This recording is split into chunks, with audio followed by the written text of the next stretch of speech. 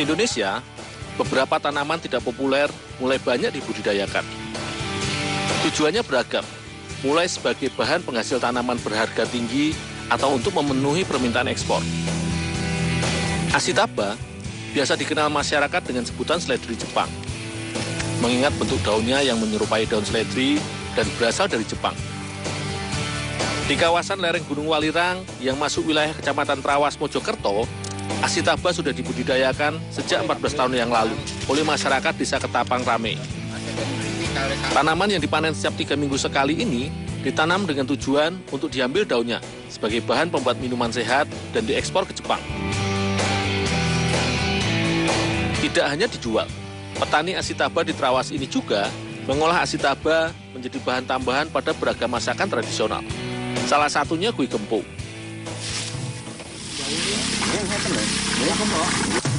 Untuk membuat gempo Ashitaba, semua daun yang sudah dipanen langsung dicuci ke dalam bak air berukuran besar ini. Satu keranjang berisi sekitar 15 kg daun Ashitaba segar.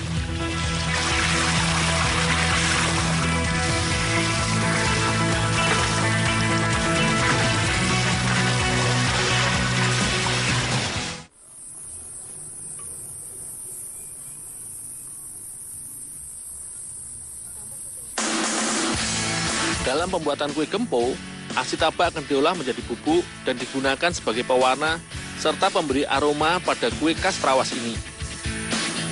Daun-daun ini selanjutnya dirajang halus untuk mempermudah proses penjemurannya. Ashitaba yang ditanam secara organik kaya akan zat kalkone yang berfungsi untuk memurnikan darah, memperkuat sistem kekebalan tubuh, serta mengontrol kadar kolesterol.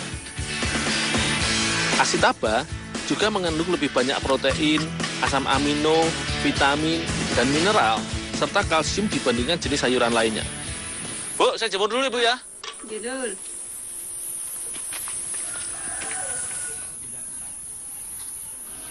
Semua daun yang sudah diiris selanjutnya dijemur di bawah terik matahari. Penjemuran ini untuk mengurangi kadar air daun Ashitaba sehingga mudah untuk mendapatkan bubuknya. Jika cuaca sedang panas, maka hanya dibutuhkan sekitar seharian untuk mengeringkan daun Ashitaba dan akan semakin lama saat musim penghujan. Bubuk Ashitaba didapat dengan cara menumbuk daun keringnya hingga menjadi halus dan selanjutnya diayak untuk menyaring bubuk daunnya. Bubuk ini akan menghasilkan warna hijau tua serupa dengan daun pandan yang dapat digunakan sebagai pewarna makanan alami.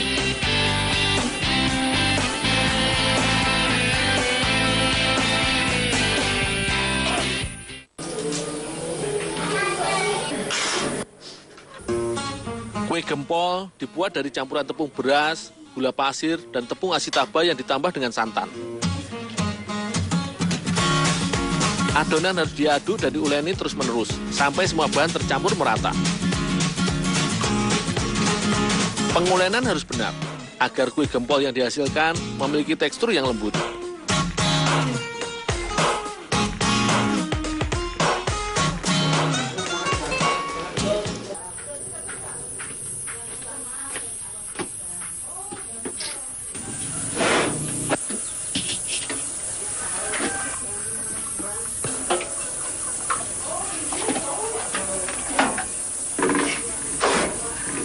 Adonan kue gempol Ashitaba yang encer ini akan dimasak dengan api sedang.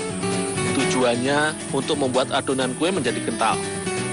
Pengadukan harus dilakukan secara terus-menerus selama setengah jam agar adonan tidak gosong. Untuk menambah rasa, ditambahkan biji kacang panjang yang sudah direbus ke dalam kuali yang sedang dimasak. Secara turun-temurun, biji kacang panjang sudah menjadi ciri khas campuran untuk kue gempol. Sebenarnya, tidak ada alasan khusus kenapa yang digunakan adalah biji kacang panjang. Hanya saja, ini sudah menjadi warisan resep turun-temurun. Adonan yang sudah kering langsung diangkat dari tungku. Tetapi proses pembuatan kue gempol belumlah selesai. Adonan ini masih harus dikukus terlebih dahulu agar kue gempol benar-benar matang dan padat. Ibu, siap dibungkus, Bu? Ya, siap. gempol dibentuk lonjong dengan ukuran sedang dan dibungkus dengan daun pisang yang sudah dilayukan.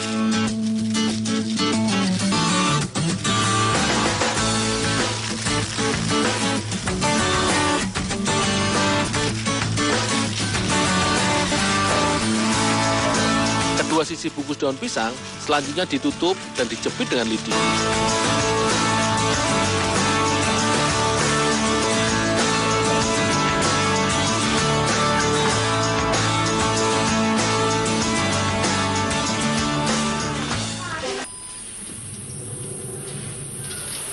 Dol, ini dikukus dulu. Oh, ya Mbak.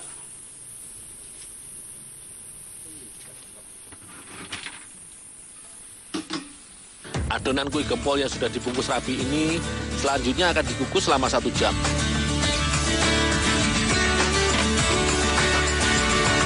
Uap air dari dandang akan mematangkan semua bagian kue gempol Asitaba.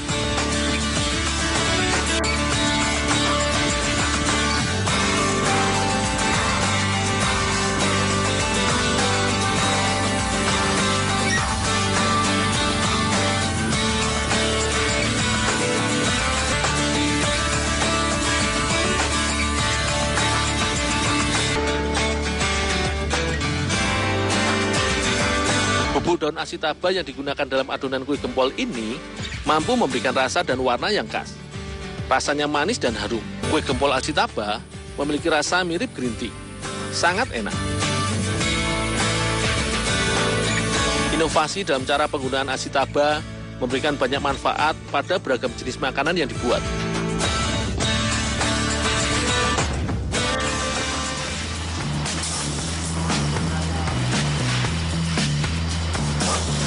Indonesia menjadi negara pengkonsumsi kedelai terbesar kedua di dunia setelah Jepang, yang mencapai 2,7 juta ton per tahunnya.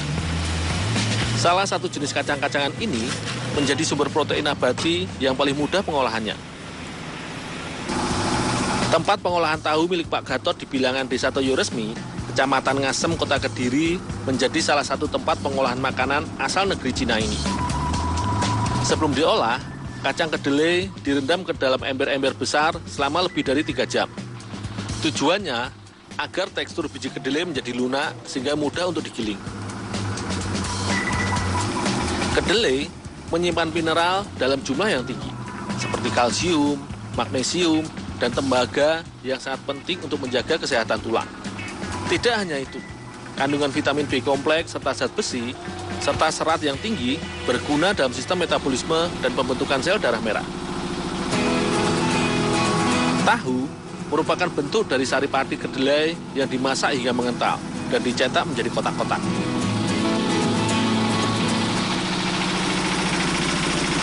Untuk mendapatkan sarinya, kedelai yang sudah direndam kemudian digiling dengan mesin.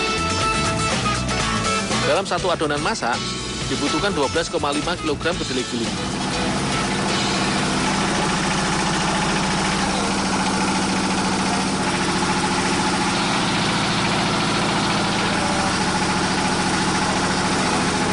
Kedelai yang sudah menjadi bubur ini selanjutnya akan dimasak ke dalam bak semen.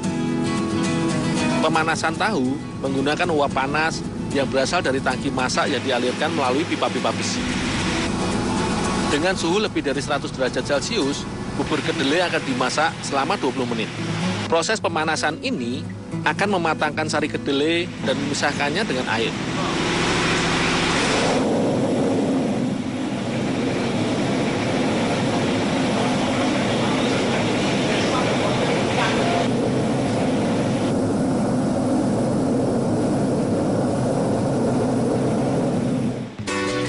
Untuk mendapatkan tahu atau sari kedelainya, maka bahan yang dimasak selanjutnya disaring dengan kain. Kain berpori-pori kecil ini akan membuat sari kedelai halus beserta air akan tersaring ke dalam bak dan menyisakan ampas kedelai.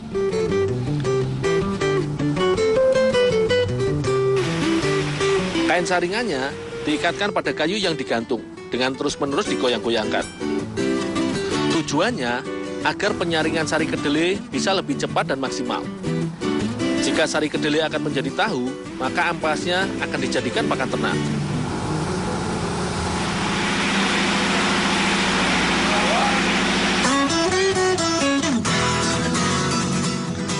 Air sari kedelai yang sudah terpisah dari ampasnya selanjutnya diberi air cuka agar sari kedelai menggumpal dan terpisah dari air.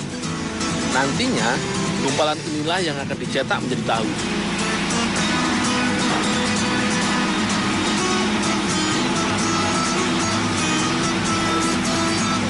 Cetakan kayu untuk tahu takwa berukuran 50 x 50 cm, terbagi atas 49 buah kotak kecil. Kotak kayu ini diberi alas kain agar mudah saat melepas tahu dari cetakannya. Satu adonan sari kedelai bisa menghasilkan 3 kotak kayu cetakan, atau sekitar 147 buah tahu.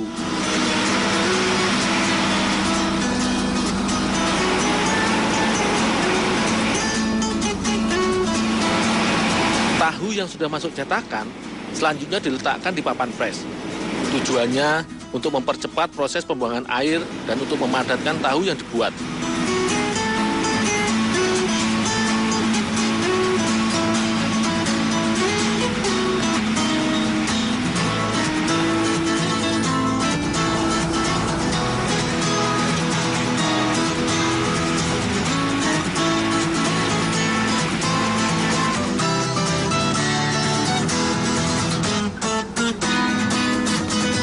Sekitar setengah jam, air di dalam tahu akan terbuang banyak, sehingga tahu sudah bisa dikeluarkan dari cetakan kayu.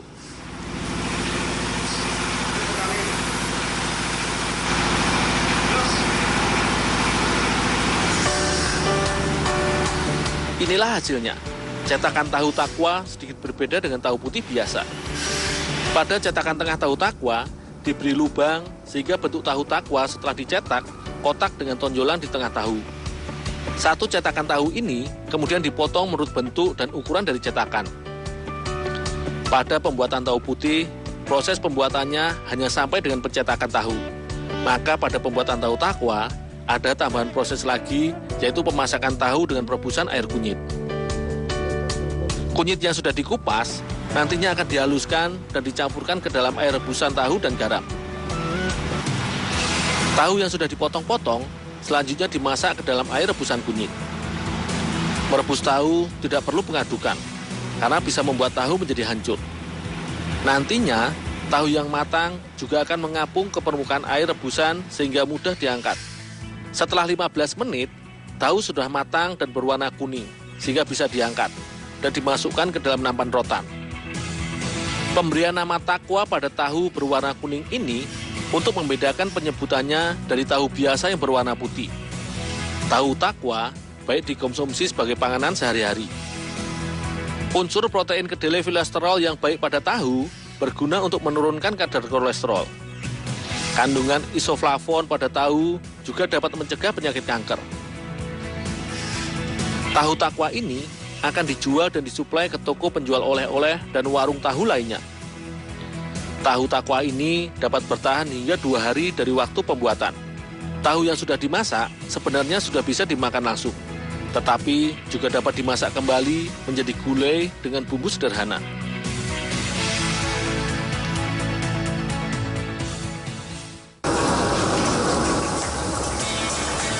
Bumbu halus yang terbuat dari campuran cabai, bawang, kemiri, dan kunyit ditumis dengan minyak sedikit hingga harum. Selanjutnya, kuah santan dimasukkan untuk pelengkap dan memberi rasa gurih pada masakan. Terakhir, potongan tahu takwa dimasukkan ke dalam masakan.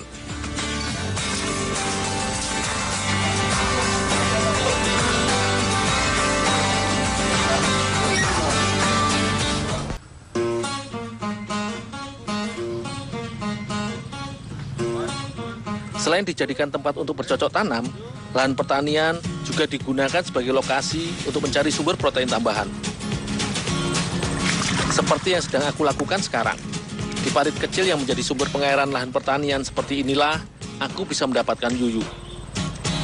Yuyu merupakan sebutan untuk kepiting air tawar yang bisa diolah menjadi panganan istimewa. Hewan yang juga disebut ketam ini biasa hidup di sungai, danau, ataupun area persawahan seperti ini. Puncak populasi yuyu adalah saat musim hujan, di mana jumlahnya bisa melimpah dibandingkan saat musim kemarau. Tetapi debit air yang besar akan sedikit menyulitkan pencariannya. Sedangkan saat musim kering seperti ini, yuyu lebih mudah ditemukan di dalam lubang-lubang di sisi parit. Cara menangkap binatang krustasea berkaki 10 ini cukup mudah. Aku hanya perlu jeli melihat lubang tinggal yuyu dan meraba untuk menangkap yuyu yang bersembunyi di dalamnya.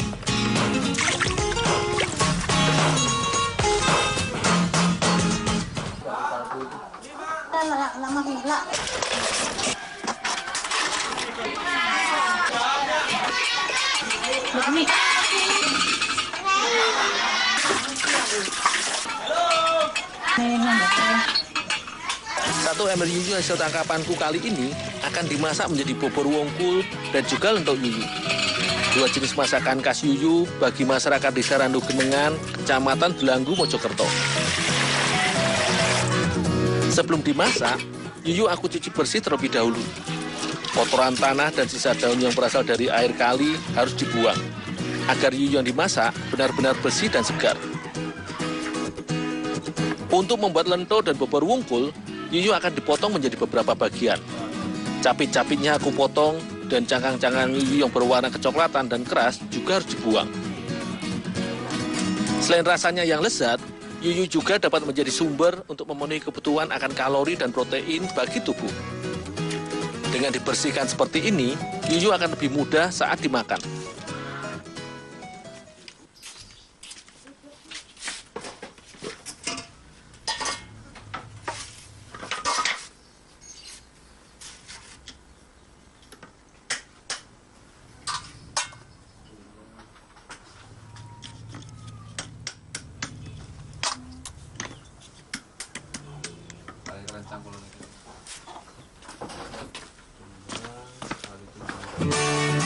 Adonan pertama dibuat untuk membuat lento yuyu.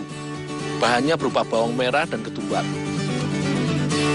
Semua bahan ini ditumbuk halus dan dicampurkan dengan singkong parut. Selanjutnya, bumbu halus ini dicampur dengan yuyu dan dihaluskan kembali.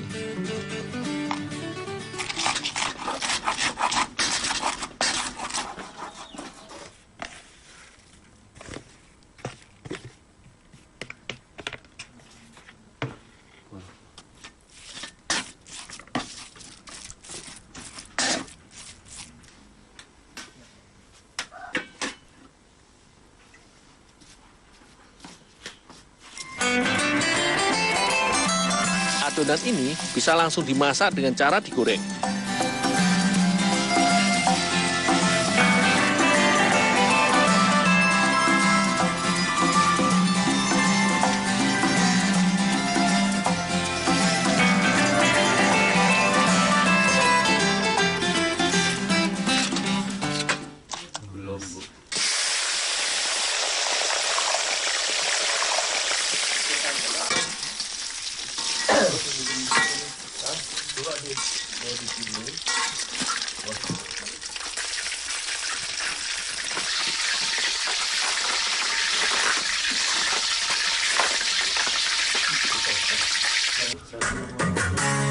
Untuk membuat masakan bobor yuyu wungkul, bahan rempah berupa kemiri, laos, ketumbar dihaluskan.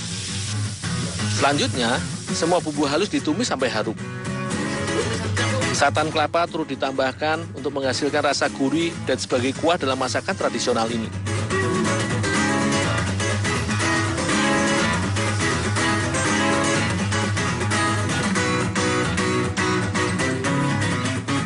Tentu saja, yuyu sebagai bahan utama dimasukkan ke dalam tumisan bumbu yang telah dimasak dengan santan kelapa dan dimasak hingga mendidih.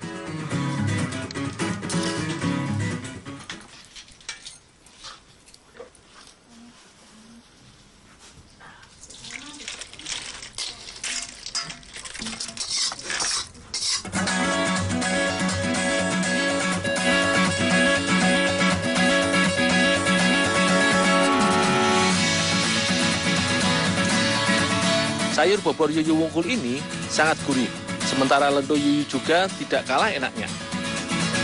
Paduan rempah dan santan menambah rasa gurih pada masakan sederhana ini. Sebenarnya, tanpa bumbu, yuyu juga bisa dimakan, tetapi tambahan rempah memberi alternatif olahan dari ketam air tawar ini.